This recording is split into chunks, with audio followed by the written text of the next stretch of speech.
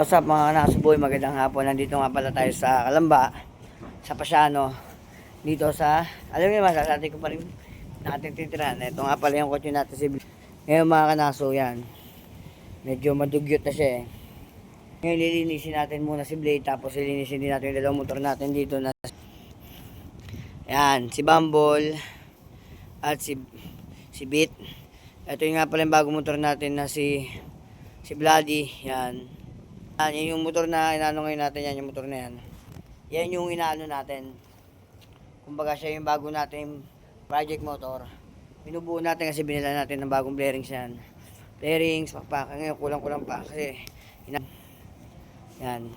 Nandito nga pala si Bumble kasi pinapagawa ko yan. Yan. Si Blade, linisin natin yan.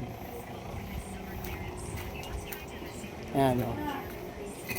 So, wiring to eh. May wiring.